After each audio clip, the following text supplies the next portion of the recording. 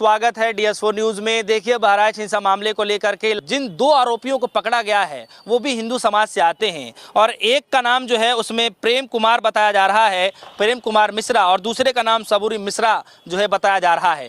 आज खास बात ये भी है कि जो हमारे साथ खास मेहमान जो बातचीत करने वाले हैं संदीप मिश्रा जी, ये भी मिश्रा ही हैं। आपने जब देखा इस घटना को तो आपके मन में क्या कुछ चला? ये बड़ा हृदय विदारक है और दिल को छलनी करता है कि मर रहा है मिश्रा, फंस रहा है मिश्रा और जल रहा है मिश्रा। इस पूरे बहराइच में जितना भी गोली भी मिश्रा को लगी, झंडा भी मिश्रा ने उखाड़ा, दंगा करने वाले भी मिश्रा पकड़े गए और जिनकी एजेंसी जली वो भी शुक्ला रहे। इन ब्राह्मणों पर भी ही आफत है और सर्वेश्वर सिंह जो वहाँ के विधायक हैं और अजय सिंह बिष्ट जो मुख्यमंत्री हैं वो कुछ कर ही नहीं पा रहे। सर्वेश्वर सिंह वहाँ के एमएलए ये कहते हैं कि पुलिस नकारा है और पुलिस ये कहती है कि सर्वेश्वर सिंह इतने ताकतवर हैं कि उनके बिना पुलिस पत्ता नहीं हिला सकती।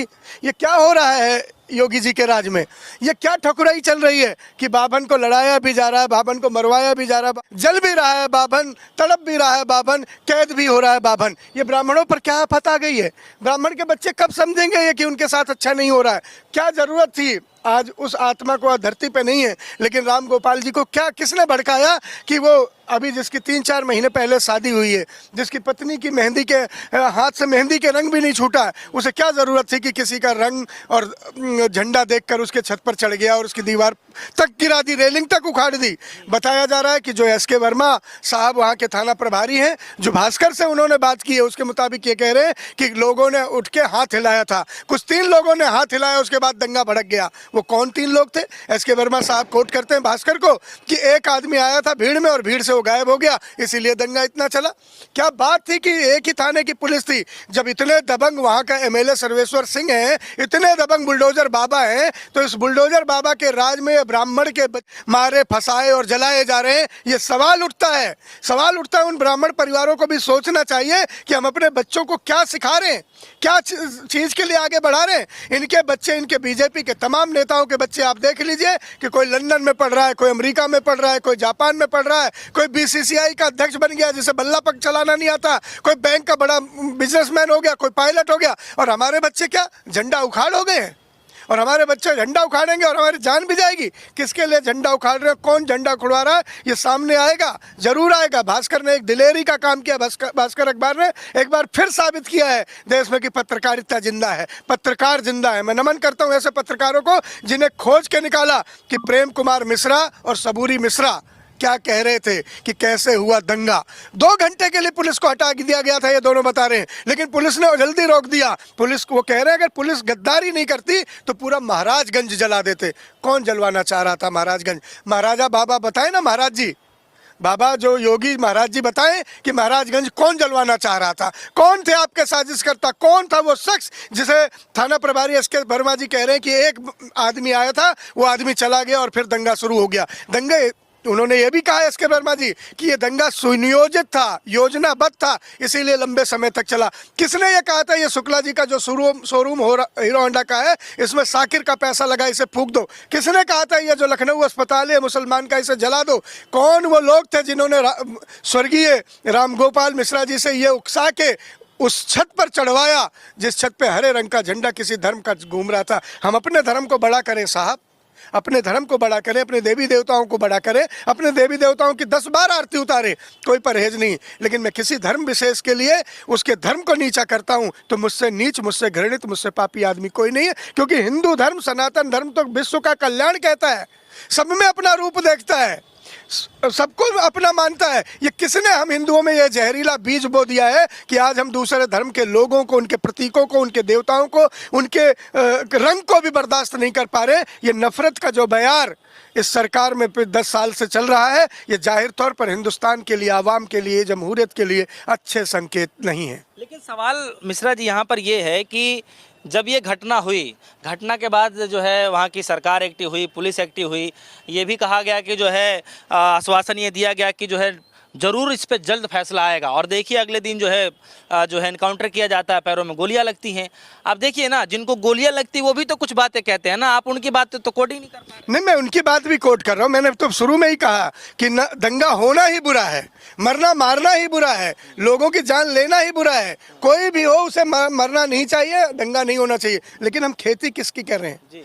हमने क्या खेती की है कि इस साल बोया है हमने जमीन में धुआं, फसल नहीं बम आएंगे। ये किसने किया है? ये साजिशन कौन सिखा रहा है? आप देखिए, नफरत के बाजार ऐसा बढ़ा दिया है इन भाजपाइयों ने, इन भाजपा के लोगों ने, कि आज स्थिति यहाँ तक पड़ गई है कि 60-65 साल के बुजुर्ग को भी हम ट्रेन में देखते हैं और देखते हैं कि वो मुसलमान है तो हम उसे मारने लगते हैं। हम चाचा ताऊ बाबा भैया कहना भूल गए, हमारे अंदर सहन शक्ति नहीं रह गई। इतना नफरत का उन्माद कौन फैला रहा है? लेकिन कहाँ चला गया है हमारा रामजादे वर्सेस हरामजादे करने वाले? क्या सिखा रहे हैं? 80% 20 वाले क्या कह रहे हैं? योगी बाबा क्या कहते थे जब ये सांसद थे गोरखपुर में, क्या कहते थे? आप सबके पास ये सारी बातें हैं। इन्होंने जो खेती की है आज वो फसल लहलहा रही है। आने वाले 10-20 साल तक भी इसे काटना बड़ा मुश्किल हो जाएगा। इतना नफरत का उन्माद भर देंगे ये लोग। ये अपने कुर्सी के लालच में किसी के लाल को हलाक ना करें, किसी के लाल की जान न ले। अगर इन भाजपा वालों को यही करना है, अपने बेटों को उतारें। शिवराज सिंह चौहान अपने बेटे को एमएलए बनाना चाह रहे कि विरासत संभालेगा। अमित शाह अपने बेटे को बीसीसीआई और आईसीसी का अध्यक्ष बनाए घूम रहे कि वो पैसा कमाएगा। कहाँ है ज्योतिरादित्य सिंधिया के बेटे? वो दुबई में एक समिट करने जा रहे हैं इंटरनेशनल। कहाँ है इन लोगों के बेटे और बेटियां? और क्या कर रहे हैं? कहाँ है हम जैसे गरीब ब्राह्मणों के बच्चे? उनसे क्या करवाया जा रहा है? सोचना होगा ब्राह्मणों आपको, सोचना होगा हिंदुओं आपको, समझना होगा आपको कि हमारी औलादें, हमारी बच्चे क्या बीजेपी या नफरत के फैलाने वाले लोगों के नाम पर, इनका प्रचार करने पे बलि चढ़ जाएंगे? क्या कोई भी उन्मादी आएगा और हमारे बच्चों को बलि का बकरा बना देगा और अपनी कुर्सी पालेगा? ये सत्ता जो आग से खेली जा रही है, ये सत्ता जो आग के बीच से पाई जा रही है, जो लहू के छींटों से रंगी हुई कुर्सियां हैं, ये हमारे घरों को, हमारे वतन को, हमारे प्रदेश को बर्बाद कर देंगी। मैं हाथ जोड़ के प्रार्थना करता हूँ, संभालिए अपने जवान बच्चों को, संभालिए प्रदेश की जवानी को। बेरोजगार भले ही हैं लेकिन वो इतने नालायक नहीं है कुछ समय से पहले मार दिए जाए या मरवा दिए जाए। लेकिन मिश्रा जी, एक देखिए ना, अभी चुनाव का माहौल भी है और नीतीश राणे जी का एक बयान आया। वो कह रहे हैं कि हिंदू राष्ट्र में हिंदुओं को डरने की ज़रूरत नहीं है, मुस्लिमों के बीच हिंदू लोग सुरक्षित नहीं हैं, हम हिंदुत्व के मुद्दे पर किसी से कोई समझौता नहीं करना चाहते हैं। आप इस बयान को ऐसे माहौल में कैसे देख पा रहे हैं? नीतीश राणे को किसने रोका है? ले टैंक, तोप, तलवार, घोड़े पे चढ़े। लक्ष्मीबाई ने तो लगाम मुंह में दबा के दोनों हाथ से तलवार चलाई थी। उनके सिपह सलार तो सारे मुसलमान थे, लक्ष्मीबाई के लिए लड़े थे। शिवाजी ने मुगलों से लड़ाई की और उनके मंत्री और उनके सेनापति मुसलमान थे। महाराणा प्रताप ने ऐतिहासिक युद्ध लड़ा अकबर के खिलाफ, उनके सिपह सलार और उनके सारथी सारे मुसलमान थे। ये राणे क्या सिखाना चाह रहे? राणे को किसने रोका? राणे उठाए तलवार, जाके कत्लेआम, कत्लो गारत मचा दे, खुद कुछ नहीं करेंगे। राणे इसके बस का है किसी मुसलमान इलाके में जाके किसी एक टोपी वाले को मार के, थप्पड़ मार के आ जाए? ये या इनका बेटा चला जाएगा घर से निकल के मार देगा? ये नहीं मारेंगे। ये सिर्फ गरीब के बच्चों को आगे करेंगे, उकसाएंगे कि गरीब का बच्चा जोश में आ जाएगा और उसकी जान ले ली जाएगी। ये कुर्सी पर, लाशों पर चढ़कर ये कुर्सी जो इकट्ठी कर रहे हैं ये लोग, ये देश के लिए सबसे खतरनाक है। अच्छा देखिए, यूपी में तो एक बताया जाता है कि पूरे प्रदेशों में जो है यूपी का मॉडल कायम किया जाता है और लोग उसकी बड़ा सराहना करते हैं। बुलडोजर के नाम से काफ़ी फेमस हुआ, चर्चित हुआ। अब देखिए ना, बहराइच हिंसा होता है, कुछ नामों को जो है चस्पा, घरों पे चस्पा भी चिपका दिया जाता है, कुछ हिंदुओं के भी घर आते हैं, मुस्लिम समाज के लोगों के भी घर आते हैं। अब इसमें आप कैसे कह सकते हैं कि जो एक तरफा इस पे कार्रवाई हो रही है? आपको नहीं लगता कि? नहीं, मुझे कहने के बुलडोजर पर मुझे कहने की जरूरत नहीं है। माननीय सर्वोच्च न्यायालय ने ही कह दिया है कि ये न्याय संगत नहीं है। घर का एक आदमी आरोपी है, क्या किसने आपको अख्तियार दे दिया कि पूरा घर गिरा दो? क्या वो एक ही आदमी का घर था? गलत स्ट्रक्चर बना। मैं आप बता रहा हूँ, मैं आपको बता रहा हूँ, स्ट्रक्चर गलत बना है। वो स्ट्रक्चर क्यों बन गया? उस अधिकारी का भी घर गिरवाओ ना, जिसके समय में स्ट्रक्चर गलत बन गया। अधिकारी कहाँ चला गया? कहाँ चला गया वो लेखपाल? कहाँ चला गया वो कानून को? कहाँ चला गया वो प्रधान जिसके समय में वो स्ट्रक्चर बन गया? क्या वो दोषी नहीं है? क्या घर बनाने वाला ही दोषी है या मेज के नीचे से पैसा लेके स्ट्रक्चर को खड़ा करवाने वाले भी दोषी हैं? योगी जी ने कितने ऐसे अधिकारियों के घर गिरवाए जिनके राज में ऐसे स्ट्रक्चर बने? अगर आज 100 घर तोड़े जा रहे हैं एक लाइन से, तो 100 घर बनवाने वाला वो अधिकारी कौन है? एक घर तोड़ के दिखा दो। आपको नहीं लगता कि वो भी भ्रष्टाचारी है? बिना सरकार के सह के, बिना थाने के सह के, बिना अधिकारियों के रिश्वत लिए क्या नाजायज काम, गैर कानूनी काम हो पाएगा? अगर नहीं हो पाएगा तो पहले चोर को नहीं, चोर की अम्मा को मारो और जगह भी बच जाएगी बात। लेकिन क्या योगी सरकार में इतना दम है? कि किसी अधिकारी के घर पे जाएं और भेज दे अपना बुलडोजर? नहीं है साहब, ये सिर्फ गरीबों को दुखी कर सकते हैं। पहले उनके थाली से रोटी छीनी, अब उनके सर से छत छीनने का काम कर रहे हैं। ये गरीब विरोधी सरकार है। नहीं, आप इसको कैसे देख रहे हैं? कोई कई जगह पे ये चर्चाएं चल रही थी कि जो है सरकार जो है जब भी कुछ ऐसा मसला आता है एक तरफा कार्रवाई करती है। अब एक बात बताइए कि सूबे के जो मुख्यमंत्री हैं योगी आदित्यनाथ जी, जब ये कदम उठा रहे हैं तो क्योंकि घटना जो हुई है वो भले ही नुकसान हिंदू पक्ष का हुआ हो, लेकिन जिस तरीके से जो सामाजिक जो प्रॉपर्टी है उसको जो है ख़राब किया गया, उसको तोड़फोड़ किया गया, आप समझिए ना। तो सरकार जब एक्शन ले रही है तो इसको एक धर्म विशेष एंगल क्यों दिया जा रहा है? नहीं, मैं धर्म विशेष से नहीं ले रहा हूँ, लेकिन योगी जी की आंखों में कौन सा मोतियाबिंद हो जाता है कि जब दंगा होता है तभी उन्हें दिखने लगता है कि अब यहाँ अवैध कब्जा है। दंगा हो जाता है, अतीक अहमद मारे गए तो पता चल गया अतीक अहमद की इतनी अवैध चीज़ें थी, साबुद्दीन मारे दिए गए तो तब पता चल गया, यहाँ रामगोपाल मिश्रा मार दिए गए तब पता चल गया। कहीं कोई कांड, कहीं कोई हत्या, कहीं कोई दंगा होने के बाद ही योगी की नज़रें क्यों साफ होती हैं कि यहाँ पे अवैध कब्जा है? शांति के माहौल में सही समय पे वो कहीं अवैध कब्जा तुड़वाते दिखे आपको? कहीं खबर आई? दंगा के समय में ही योगी जी क्यों जाग जाते हैं? दंगा होने के बाद ही उन्हें क्यों दिखता है कि ये अवैध हो गया? दंगा से पहले अवैध नहीं है क्या यूपी में? आज भी कई जिलों में चले जाओ, शांति का समय था ना। अयोध्या में आपने लोगों को उजाड़ के रख दिया और अयोध्या वासियों ने आपको उजाड़ के रख दिया। शांति थी ना, लगाना आपको अपना काम करना। ऐसे शांति के समय में आपको क्यों नहीं दिखता कि फलाने का घर नाजायज बना है, तोड़ दो?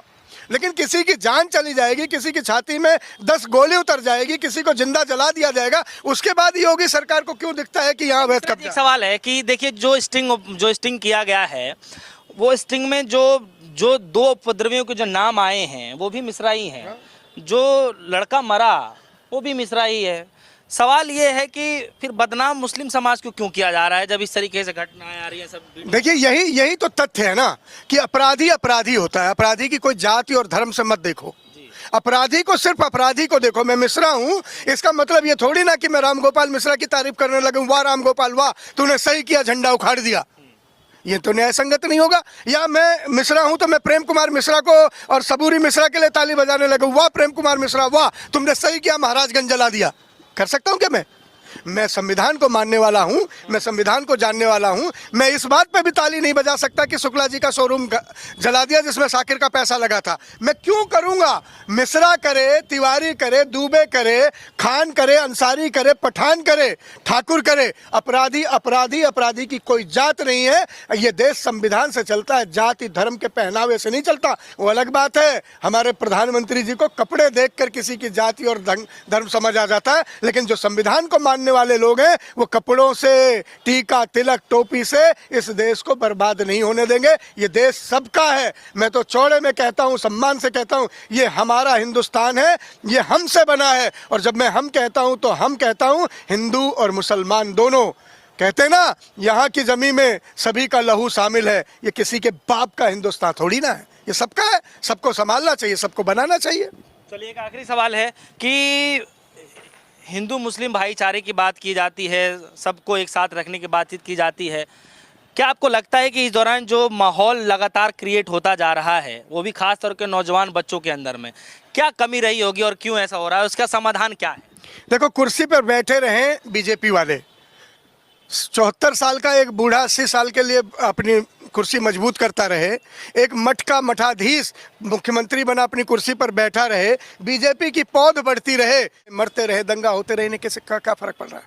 इनकी कुर्सी सलामत रहनी चाहिए, मेरी कुर्सी बची रहे, चाहे कोई भी चला जाए, कोई भी मर जाए। क्या हो रहा है? आज रोटी खाने के पैसे नहीं है रामगोपाल मिश्रा के परिवार में। आपने उनके घर की गरीबी और स्थिति देखी है? वो सुल्फा रगड़ रहे थे, प्रेम कुमार मिश्रा और सबूरी मिश्रा, जब जेल में सलाखों के पीछे, उनके घर में 2 वक्त के फाके भी नहीं होंगे। शुक्ला जी का जिनका शोरूम जला दिया गया, उस बेचारे के पास राम जाने कितना बैंक का लोन होगा कि क्या जिंदगी भर वो अपनी प्रॉपर्टी छुड़ा भी पाएगा या नहीं छुड़ा पाएगा? कौन इसमें पिसा है? कुर्सी पर बैठने वाले, क्या योगी की कुर्सी पर कोई फर्क पड़ेगा? क्या मोदी की कुर्सी पर कोई फर्क पड़ेगा? क्या वो थाने में बैठे एसके वर्मा जो एसएचओ थे उनकी कुर्सी पे कोई फर्क पड़ेगा? डीएम साहब आईएएस के जिम्मे कोई फर्क पड़ेगा? नहीं पड़ेगा, क्योंकि उनके बच्चों की भविष्य सुरक्षित है। उनके बच्चे तलवार लेके दंगा करने नहीं जा रहे।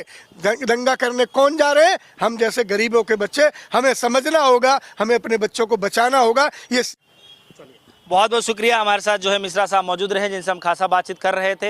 हालांकि बहराइच हिंसा मामले को लेकर के जब से स्टिंग किया गया है, जब से वो वीडियो सामने आई है और पुलिस भी एक्टिव हो गई है, दोनों लोगों को गिरफ्तार भी कर लिया गया है, लगातार तमाम मीडिया में यही चर्चाएं चल रही हैं कि आखिर अचानक से इतनी बड़ी हिंसा आखिर हो कैसे जाती है। फिलहाल मिश्रा जी की बातों को लेकर के आपके मन में क्या कुछ चल रहा है, वीडियो कमेंट सेक्शन में जाकर जरूर बताइएगा। फिलहाल के लिए दीजिए इजाजत। देखते रहिए DS4 न्यूज़। आपको ये वीडियो कैसी लगी, पसंद आई हो तो इसको लाइक कीजिए, और अगर आप हमारे कायनात अपडेट यूट्यूब चैनल पर नए हैं तो बराए मेहरबानी हमारे इस चैनल को जरूर सब्सक्राइब कीजिए, ताकि हमारी नई आने वाली वीडियो आपको आसानी के साथ मिल सकें।